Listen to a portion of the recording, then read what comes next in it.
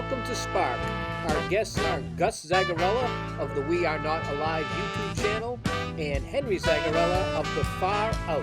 We know them.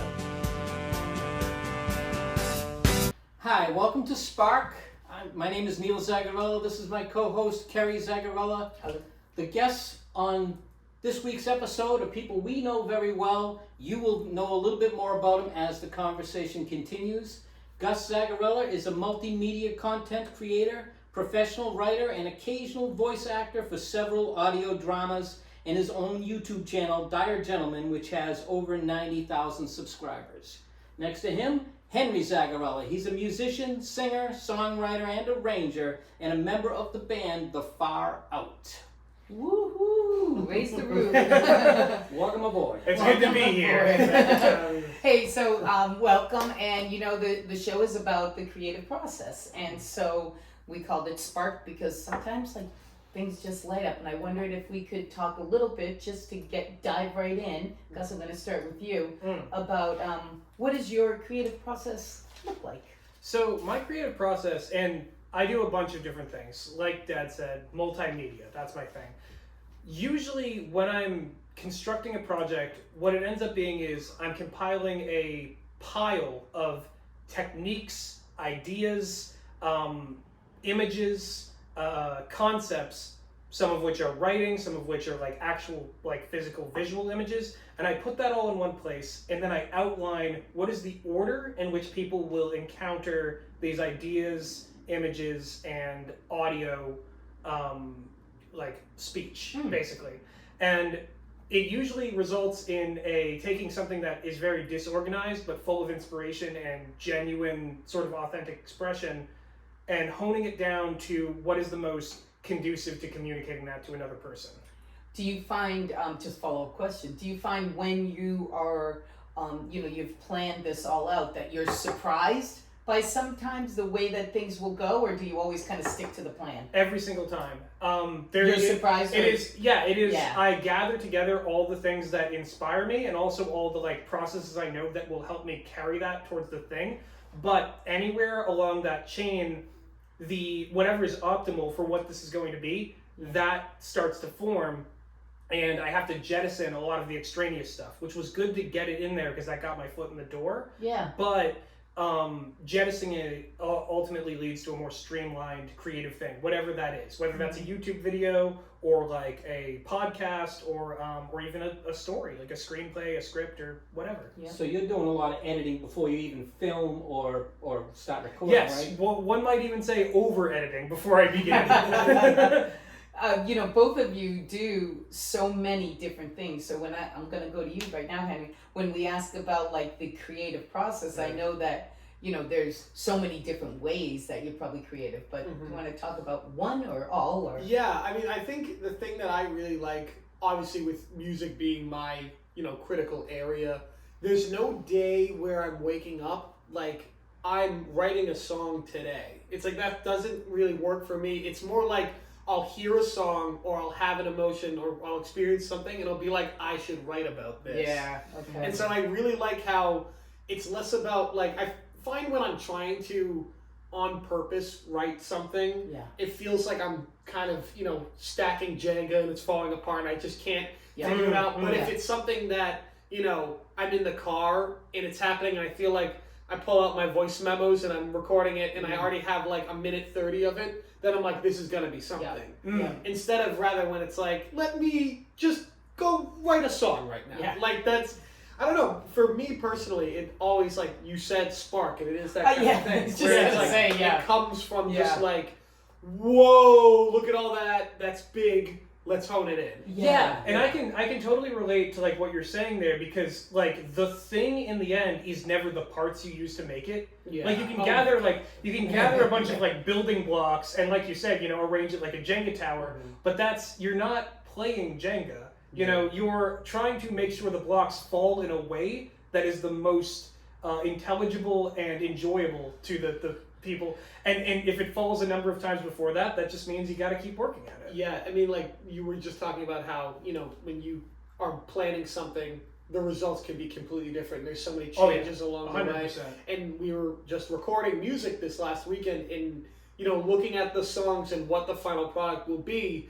you kind of reminisce about everything that was changed until then. And I'm like, oh wait, we're not doing that anymore. Yeah, I kind of had to let go of that. But in the process of that, you get a more, like you said, intelligible, a more readable song. And you get some of the complex stuff out of the way.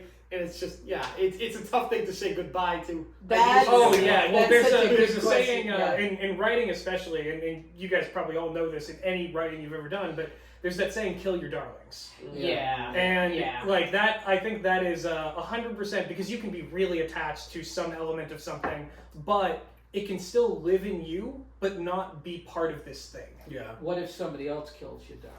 What if you're collaborating, which you both do, Oh boy! and the collaborator is like, well, that's a good song, or it's a good idea, but I think we should cut this out. How does that process go? What kind of tension? You want to start? Because I could go. It seems like you want to go.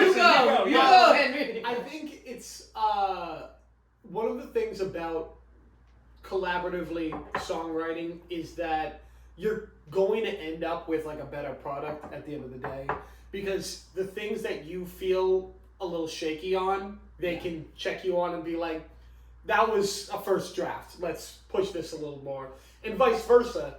But it definitely is like kind of a tough adjustment, especially in like the genre we work in, where it's kind of like not necessarily jazz, not funk, not pop, not rock. It's kind of like floating in the middle of that. It makes you really question what kind of instrumentation, what sort of arranging is appropriate for all of that. So sometimes I come in with all these ideas that are so jazz funk, and it's like not gelling with the lyrics or gelling with what any other instrument is doing. I'm like, the saxophone should be playing this for 16 bars, and it's like, doesn't make sense. So that is a lot of like that's the darling right there, where I'm like, I love these fast horn lines, but they don't make sense. Well, if I want to use a metaphor for that, because again, in writing, because a lot of the people I work with are also writers and fiction writers, and we do narrative. Audio drama was mentioned. That's kind of where a lot of our narrative stuff on the internet is at the moment. Either stuff that our team has created, or that we participate in sort of a freelance basis. Being in a group of writers and showing your work and your drafts, it's like cooking the same dish for somebody night after night, and they're like, well, this needs more salt, or this needs to taste good. And you're like, there will be that moment where you're at first like, well, I think I did pretty good. And it's like, you taste it. And you do. and then that moment you're like, it maybe does need more salt. Salt. I think it does need more salt, or less salt, or or a different ingredient, or something like that. So, go. I was just gonna say, and to add on to that, when you are kind of forced to face your thing, it also says, "Is this the best you can do?" Like, it's that kind of thing. And then you think about it and you go, "No, maybe I could run through that again." But I will say, I've definitely gotten away with putting a few of my darlings still in the song. Oh yeah. Well, you gotta do that. They've avoided the chopping block. Well, that's the thing. You can't kill. You gotta love them too. Yeah, exactly. Well, that's the thing. You can't kill all your darlings, because then nothing you make will be darling to you. Nothing will How dazzle. as you have been working artists for probably a whole lot of time, your whole life, maybe before you got paid and did it as a job and stuff, how has your process changed? Do you feel, or has it? I would say mine has definitely changed because of the collaborative aspect. Because to me, that's now the first place I go, rather than I feel like I had kind of, and it was nice, early songwriting, there was a lot of just this direction, that direction, but it was very much just quantity, and there wasn't a lot of polishing to the individual songs. I can tell you, if I look back in my phone, all the different notes I have of halfway songs, quarter way. No, see, I did the same thing. When I was, sort of coming up, middle school, high school, experimenting with my own fiction, and my own, filmmaking and stuff, I threw so much stuff at the wall, and, very little of it stuck.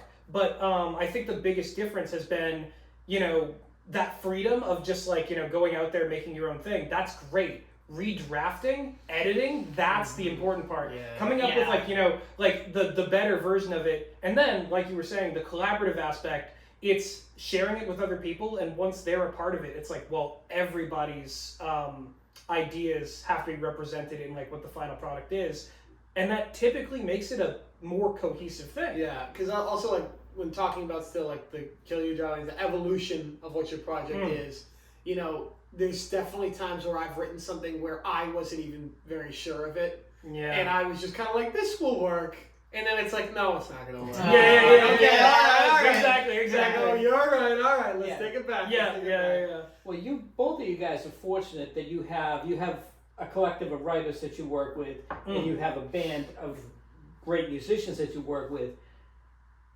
How does trust work? Because you got to trust these people when you bring the stuff in, or else that's the whole thing. And they have to trust you. So I think in some ways the trust that is built comes down to the authenticity that each person brings to their individual writing. Like, for example, if somebody in your band was like, they were playing different songs entirely, or they were like, like not even trying to like, see what the other people were saying, you'd immediately be like, okay, what's going on? Yeah. And it's the same thing with writing. If someone brings a draft or like a video idea or something to the table, and it's clear they're not passionate about it, or it's not like from them, it's like, well, why would I trust you to, grade my thing that's honest?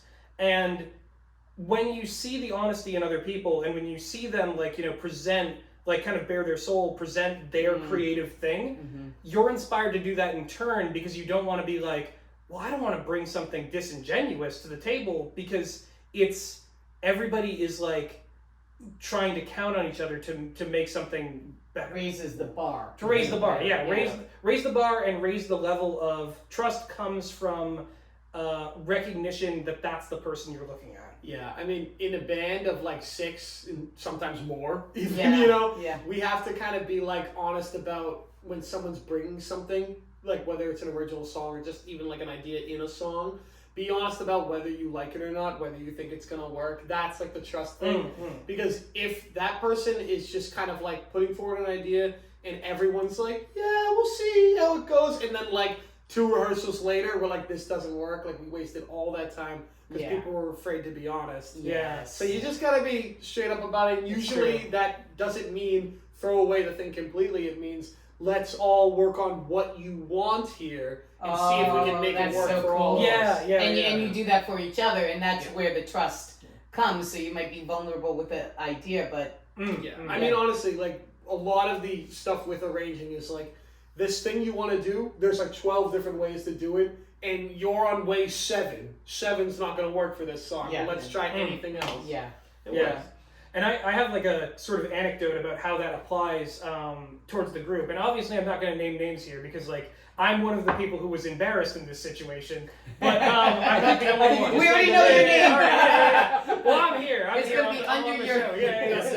So, it's Gus. So here's the thing. A couple summers ago, and we had all done a collaborative work that it got its audience. It was in the audio drama space. It did really well. We were looking for our next show because for a number of reasons, we moved on past that show.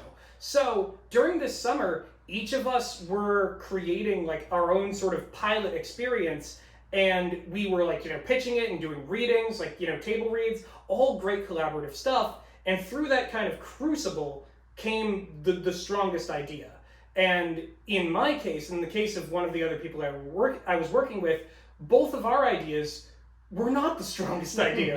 And we saw someone take a couple of drafts and then eventually make it into a workable idea that could work for the medium of audio drama. And when it was like, that's the version of the pilot we could make right now, like today, there was egg on the rest of our faces. And we had to be like, okay, sometimes you have to like, not just accept that like, you're not the best writer in the room, because there's no such thing as that when people have such different priorities, but also you have to accept that sometimes you're not at your best. And being a like truly authentic creator means like, moving past that point of, oh wow, I wasn't taking this idea seriously. And that's why I didn't make it a really makeable thing. I feel like we keep like hitting on a theme of compromising. Compromise with the self, compromise with like viewpoints. Like if you work with anybody else, you cannot expect it to be my way or the highway. Yeah. No, You know, it's for the better. You know, it's like it's a very uncomfortable thing sometimes to be like, okay, yeah, come on into this creative pursuit, but it helps. It well, really that's the thing. does. Creativity, it's communication, and communication is always like it's people meeting each other halfway. You know. Do you I think maybe to what you're saying is you keep your eye on the prize. Like, what is the prize? The prize is a great song. The prize is a great audio drama, but still, that's not easy. But sometimes neither of those things. You have a lot of experience. But But that's the thing. You can't like, you know, take the meaning of a piece of art, of a creative thing, all the way. You have to meet the audience or your collaborators where you're at. Sometimes it's even meeting you where you are at. So communication is compromise. All communication, all language has that aspect. Creativity, maybe most of all, because art is the least intuitive form of communication. Like it's like intentionally obtuse so that people can find the meaning of it in a different way. Yes, have a lot of entry level, entry points. Yeah. I wonder too about when do you feel that you're in a zone where the creative process surprises you? I got something for this. Go for it. Usually, Or if it does. No, Yeah. I think coming back to also like the kind of the spark, the spontaneous songwriting, that happens, and I will name names because I guess in this situation nothing crazy happened. But Ryan, the bass player in the band, Ryan FS. we've been friends for a long time.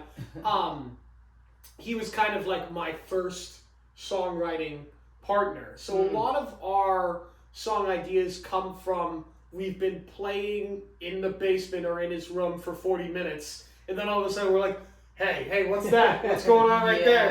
And then you take something from that, and then there's songs that we still play that started like that. Yeah. So it's like, it's a lot of patience, I think, too, you know, with that kind of, it's hard to not, like, you put in so much time, and maybe sometimes nothing comes out of the jam session. Yeah. But, like, when they do, that journey of getting there feels so much more special, and that can be a tough thing too when you love the idea and you present it to the other people in the group, and everyone's like, I don't know about this. In the And then basement it's with like, you. But you fell in love with and I'm like, it. okay, but you gotta hear us out. Exactly.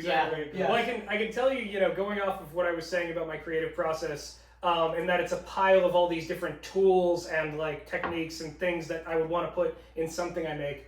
There is nothing more disappointing than looking at that entire pile and being like, I can't use any of this. And sometimes that happens, but also what might happen too is that you, like, in the creative brain, you spot something that you're like, that's something. And then in like a day, you do it. For me, there was a audio drama script that I wrote basically in a day because I got this one idea based on like half a memory from when I was a kid and like some emotions, and I wrote the whole thing in a day. And from what some of the people said, like regarding the episode itself in terms of commentary on the internet, people really liked it and thought it was a unique, interesting, thought-provoking story. And it just came from not me like over planning or over prepping, but finding like that thing that was a mix of something inside myself and something out there. And chasing it. Yeah. Well, Chasing it. Yeah. That's the thing. Yeah. Exactly, And chasing exactly. those ideas. Yeah, name drop. Eller Spark, perhaps. Hashtag Spark. Hashtag. Yeah. I want to talk a little bit about performance and creativity during the performance. You've got a jazz background, so jazz is noted for its solos, its creativity during its solos, and I want to know, like, when you're playing, you may play the same song every time your band plays, but is your solo different from the time before, or do you find sometimes you hit something and you want to try and repeat it? So, yes and no, because, like, obviously, improvisation is, like, you know, we are, in a way, a funk band, and improvisation's, like, super tied to that. If we're going to solo, we're going to make it up as we go. And then we'll find something that we love, and we'll try and go for that again in the solo, but we'll forget in the moment of the solo and come up with something completely different. So I can tell you that I've been in the middle of some solos playing piano and going like, I'm too late. I missed the thing Yeah, I wanted yeah, to yeah. do. And I'm like, we'll make the best of it. But that is how you find new things too. Yeah. So it is kind of cool in that way. I think improvisation just in general is very like, you never feel more flying by the seat of your pants. And sometimes that can be amazing, and sometimes it can be completely devastating. But it's fun no matter what. So like so you discover something through improv, and you're like, oh yeah, that's a keeper, and then you're doing your solo, and you're like, oh Yeah, I missed it. I start it's like I'll start my solo and I start a new idea, and then by the time that idea is finished, I go, the part where I could have done the thing I liked, it's gone. It's already I'm already way past that. So I gotta roll with what I got. Yeah. One thing I've always respected about, like, you know, not just the Far Out and you in particular, but like musicians, is this live aspect to everything you're doing. And it's shared with like theater people as well. Yeah. But the idea of like on the fly, you are sticking to a plan, but you can alter that plan, and it's all for the benefit of the audience if you do or don't. Totally. Yeah. And that's another thing about, you know, improvisation, you know, speaking as like, not to get too music theory, because let's not do that. Do it! It's more like, they might like it. I think why improvisation works is it's not like you're literally just making things up as you go. Like, you're making a melody, but it's based on, what is the chord in the background? These are the things you should play that will sound good. And that sounds really like mathematical and robotic. Yes. But where the magic happens is that this chord is next to this chord. How would you connect those? Yeah. And that's the kind of thing that I love. Like, I was recording a piano solo this weekend, and like, you'd ask Ryan how many takes we had, where it's just like, now let's do another one, now let's do another one. Yeah. And by that time, you get to find this perfect just through line through a chord progression. And it's really cool. And by that time, you know, recording, it's not the same as a live performance because you're one and done, and that's all you get. Yeah. But you know, more often than not, I feel very happy about my solos. Like, sometimes there's one and I'm like, well, all right, we gotta keep rolling. Yeah. Well, but and I can assure you that the audience is just like, wow, you know. A lot of and that's the thing too, you know, especially in a piano solo, there's a lot of physical energy you can put in. Like, you're using your whole body sometimes too. Yeah. So even if, you know, you kind of hit a few frogs, as they would say, you just you know, putting a lot of energy into it, you can usually you know, reroute yourself and stuff like that. Yeah. Well, it's interesting because I feel like in some ways that's the polar opposite of video editing, which is something I do, where it's like, if there are like, you know, frog notes in that video is eternal. Those frog notes will always exist in it. It won't just be one like second of one word. Yeah. That would have been a darling you should have said goodbye to. Exactly. But you do something that is something like live performing. When you record podcasts with your colleagues and you're discussing, say, a movie or critiquing a show. Oh yeah. How much preparation goes into that, and then does it change when you get on? Because now you're all just talking. So the thing about like the podcasts we do, and it's typically like, you know, this same group that I work with, we share so much of the same taste and the same like views on art that when we get into something, it kind of just falls back into the cadences of conversations we ordinarily have. Yeah. And as a result of that, we get something where it's like, we don't know where exactly it's going to go about this conversation, like about this like thing we're talking about, whether it's a movie, whether it's like, you know, a story concept. But we will get there in the way that we typically progress through our own conversations. And it takes the audience along. I mean, the editing also helps in the aftermath because, you know, if we get into like tangents or we're laughing a lot, we don't edit out the laughter. Don't edit out laughter. Sometimes it's you know, we'll put out stuff that's like, you know, 30 to 40% laughter. And it's like, you know, it's like there was very little, we maybe could have bumped it up to 35.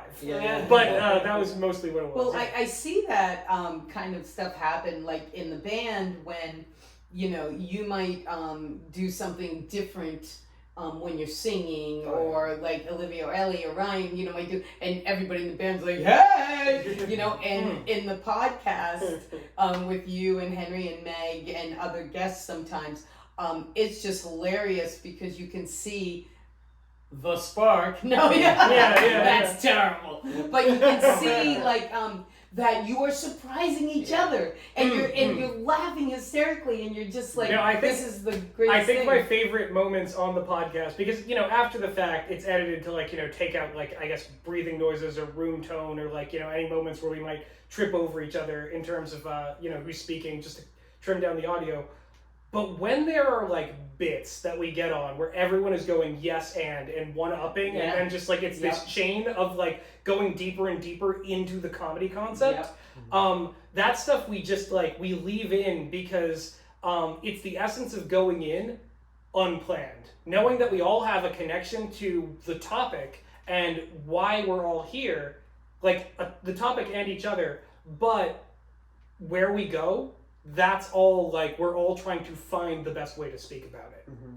Yeah, I think what you were kind of saying about we're making those moments on stage that didn't happen in the last show, but now they're happening in this one. Yeah. It's those are so great in a band of this size because you don't know who is going to pick up that scent of there's something new here. Yeah. And so it's when we have, it happens at a lot of gigs, but when we have a gig at the Castle or at the Long on D, when you have all that stage space and Ryan and Colin can run right up to each other and start playing right in front of each other, or I can run to the back of Drew's drum set or something. Yeah. There's so much on stage interplay that you don't get when it's a smaller band. Yeah. You don't get when it's a band that's not as familiar as each other as we all tucked are. in a corner where you're just or this is the amount of space.